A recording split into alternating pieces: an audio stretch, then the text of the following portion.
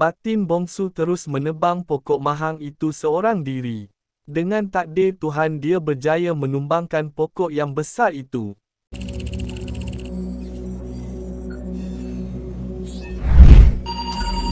Access granted.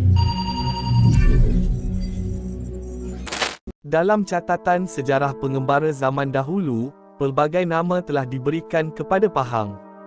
Pada zaman dahulu, Pahang disebut dengan pelbagai nama oleh penduduk tempatan maupun penduduk tanah asing.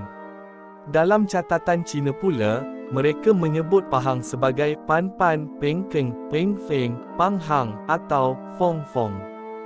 Dalam bahasa perkataan Pahang disebut Timah. Dalam hikayat Hang Tuah dan lain-lain catatan lama, Pahang dirujuk sebagai Indrapura dan ibu negerinya ialah Pekan. Dalam catatan sejarah pengembara zaman dahulu, pelbagai nama telah diberikan kepada Pahang daripada unsur Arab dan Eropah. Pahang pernah disebut sebagai Pam, Pan, Paam, Paen, Faan, Fang, Pahan, Faun atau Pahang. Dalam bahasa perkataan Pahang bermakna timah. Pada masa dahulu banyak lombong bijih timah diusahakan di Pahang, terutama di sekitar Sungai Tembeling. Mungkin dari perkataan itulah timbulnya nama Pahang. Dalam penulisan Melayu lama pula, Pahang dikenali sebagai Indrapura. Di samping itu, ada juga yang memberikannya gelaran Zamin Eran. Gelaran ini timbul berpandukan syair Juragan Budiman.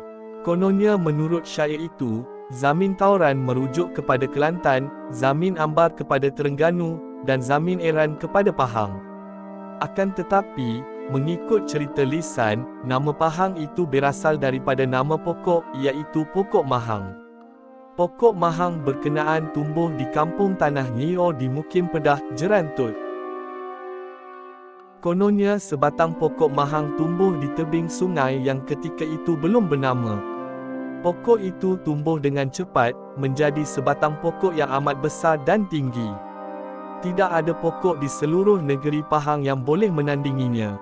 Pokok mahang yang tinggi dan besar itu bukan sahaja dapat dilihat oleh penduduk di sekitarnya tetapi juga oleh pemerintah Pahang yang pada ketika itu bersemayam di Pekan. Pokok mahang itu juga dapat dilihat dari Laut Cina Selatan lalu dijadikan pedoman oleh nelayan-nelayan dan juga pedagang yang berlayar di situ. Pemerintah Pahang pada ketika itu amat risau dengan keadaan pokok mahang yang boleh dijadikan pedoman pelayaran itu. Baginda terus memanggil pembesar-pembesar negeri untuk masuk menghadap. Tujuan beta memanggil kamu sekalian ialah untuk menyelesaikan masalah pokok mahang itu.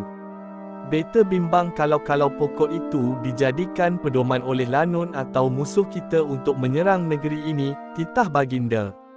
Tuanku, Patik pun merasakan pokok itu mengancam keselamatan negeri ini. Jawab bendahara, kalau begitu, beta mahu pokok mahang itu ditebang agar lanun tidak menjadikannya pedoman untuk menyerang negeri ini, titah baginda lagi. Patik sekalian bersetuju dengan pendapat tuanku itu. Esok Patik akan mengarahkan rakyat negeri ini menebang pokok mahang itu, kata bendahara. Maka esoknya canang pun dipukul untuk memberitahu rakyat jelata mengenai hasrat tuanku itu. Sesiapa yang dapat menebang pokok itu akan diberi hadiah yang lumayan. Sejak berita itu tersebar, ramailah anak muda dan tukang kayu yang gagah perkasa menawarkan diri untuk melaksanakan tugas tersebut. Akan tetapi, apabila mereka melihat pokok itu dari dekat, ramai yang gementar ketakutan lalu pulang ke kampung masing-masing tanpa mencuba. Ada pula di kalangan mereka itu yang menganggap pokok itu keramat dan mungkin membawa bencana kepada penebangnya. Setelah beberapa lama perintah tuanku disebarkan, masih tidak ada seorang pun rakyat yang berani menebang pokok mahang itu.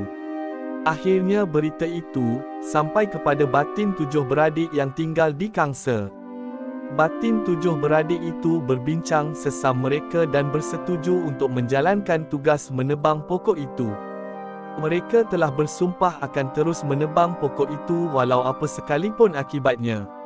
Mereka berasa sudah tiba masanya untuk mereka berbakti kepada pemerintah. Sebelum menjalankan tugas yang berat itu, mereka menyiapkan perkakas yang perlu dibawa. Mereka menempa sebilah mata beliung khusus dan melarik pedah atau hulunya. Beberapa hari kemudian beliung itu siap dan mereka bertujuh berkayuhlah memudiki sungai menuju ke tempat berdirinya pokok mahang itu. Kita dirikan pondok dan bermalam di sini, kata Batin yang sulung apabila mereka sampai di situ. Kerja ini tidak dapat disiapkan dengan cepat. Adik-beradiknya mengangguk. Esok, pagi-pagi lagi mereka telah bersiap sedia untuk menjalankan tugas yang mencabar itu. Batin sulung membakar kemenyan sambil mengelilingi pokok tersebut beberapa kali untuk menghalau penunggunya, jika ada. Setelah upacara itu selesai, Batin sulung terus menghayunkan beliungnya untuk melukakan kulit pokok mahang itu. Batin-batin yang lain melihat ikhtiar abang mereka itu dengan penuh debar. Apabila Batin sulung letih, mereka bergilir-gilir menyambung kerja itu. Setelah hari jauh petang mereka pulang ke pondok untuk tidur dan berehat. Pagi esok mereka meneruskan usaha itu. Setelah beberapa hari berusaha, akhirnya Batin sulung jatuh sakit. Adik-adiknya berikhtiar untuk mengubatinya tetapi gagal. Batin sulung pun meninggal dunia. Mereka mengebumikan jenazah abang mereka tidak jauh dari pokok mahang itu. Kini tinggallah 6 orang Batin meneruskan usaha untuk menebang pokok mahang itu kerana mereka telah bersumpah tidak akan berhenti sehingga mereka berjaya menumbangkannya. Mereka menghadap pokok itu secara bergilir-gilir. Beberapa hari kemudian seorang lagi Batin jatuh sakit lalu meninggal dunia. 5 orang Batin yang masih hidup tetap meneruskan usaha mereka. Namun, satu demi satu mereka ditimpa kejadian yang serupa. Akhirnya tinggallah Batin bongsu sebatang kara. Kalau aku meneruskan tugas ini, aku juga akan mati seperti abang-abang aku, fikir Batin bongsu. Tetapi, kalau aku tidak meneruskan tugas ini tinggallah aku seorang diri di bumi ini tanpa saudara mara.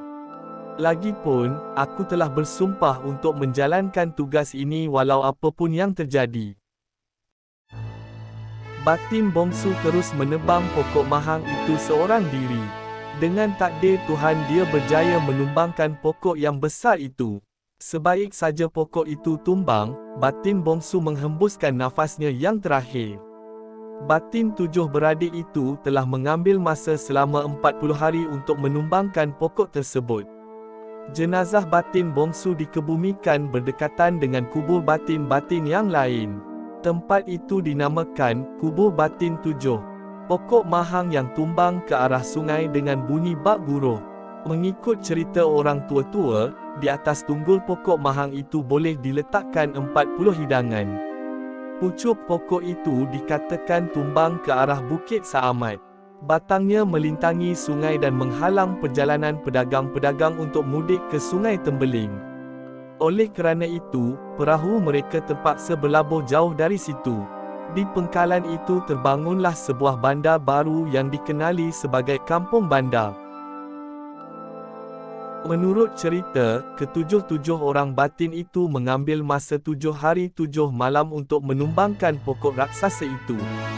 Daripada peristiwa itu, sungai yang mengalir berhampiran dengan pokok itu dinamakan Sungai Mahang dan negerinya pula dinamakan Mahang. Tetapi lama-kelamaan sebutan itu bertukar menjadi Pahang dan kekal sehingga hari ini. Sejak daripada peristiwa itu, sungai tersebut telah dinamakan Sungai Mahang.